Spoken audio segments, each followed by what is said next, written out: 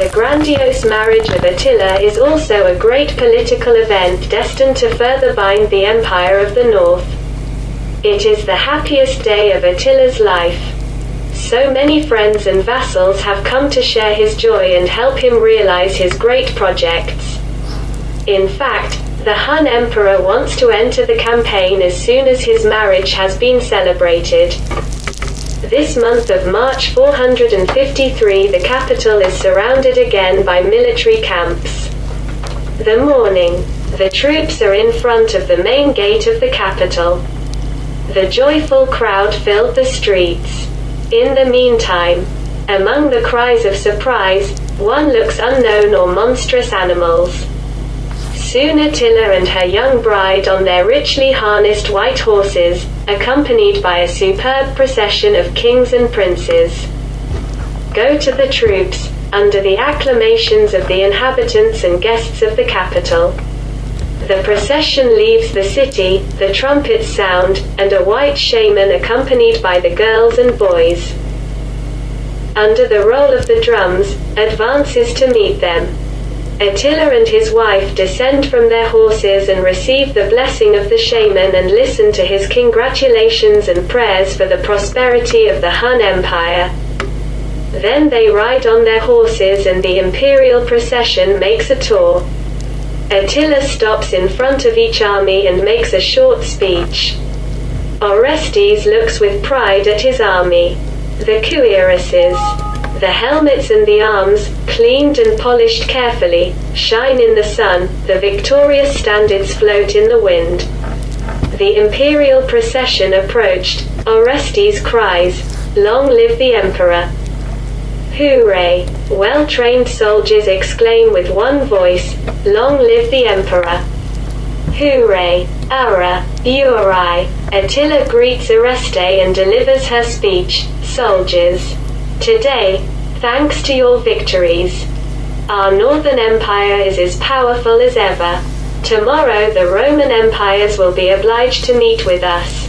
You know that the Augusta Honoria proposed to marry her for this union. I now think that it is not obligatory for to lead together the future great empire. On the other hand, my marriage with Princess Ildiko strengthens our union with the peoples of Central Asia. Soon the main forces of our armies will leave the forests of united and pacified Europe to help the southern Huns in their struggle with the king of Persia. We will re-establish the union of the peoples of the steppes and Persians, formerly carried on by the Parthians and the Sakas. Tangra, one and all-powerful God, will help us." The emperor finishes his speech. Orestes raises his sword and salutes him. The warriors brandish their arms and shout with one voice, "Long live the emperor! Long live the emperor! Long live the emperor!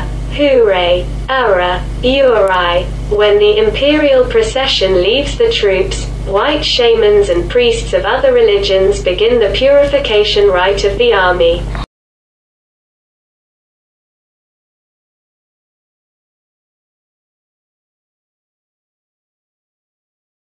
The wedding banquet lasted too long and Attila drank to the health of each of its distinguished guests. He declared to Oreste and Edecon, "At the Emperor of Constantinople the generals are valets. While you, my dear Orestes and Edecon, Wanges and my other close collaborators and friends are equal to the Roman emperors." Attila was in the best humor. Magna hilaritat resolutus, writes Jordanes.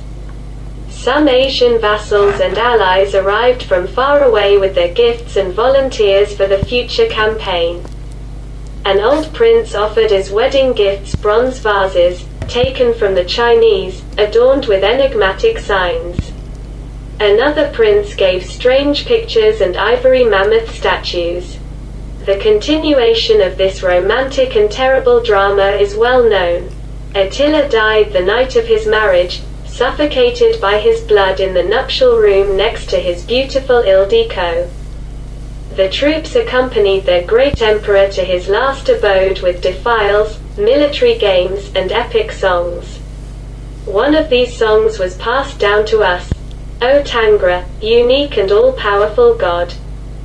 The Emperor Attila, son of Munzik, master of the most valiant people, with an unknown power before him created the Northern Empire, from Asia to Germany. He attacked the Western and the Eastern empires and conquered innumerable cities.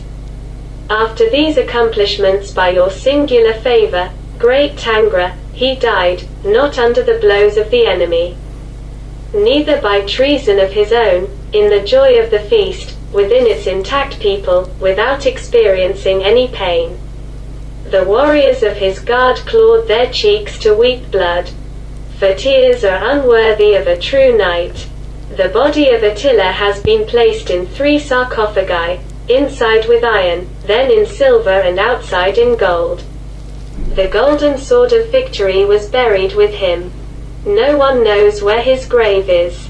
Orestes knew it, but he remained all his life faithful to the oath to keep the secret so that it does not disturb the rest of Attila, his master and great friend. Some think that the Huns have buried their chief under a riverbed after having blocked it by a temporary dike, which was then destroyed so that no one disturbs the eternal sleep of the emperor. But we think that he is sleeping, perhaps, on the top of a high mountain to be closer to the eternal heaven.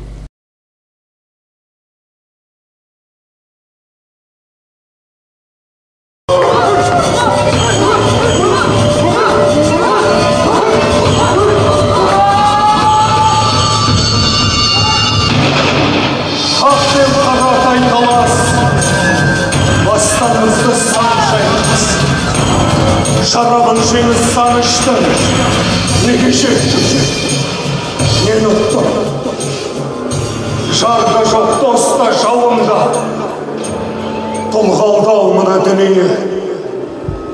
Атаңсыз оның мәніне, кеше көр мені Тәңірі, кеше көр мені Тәңірі.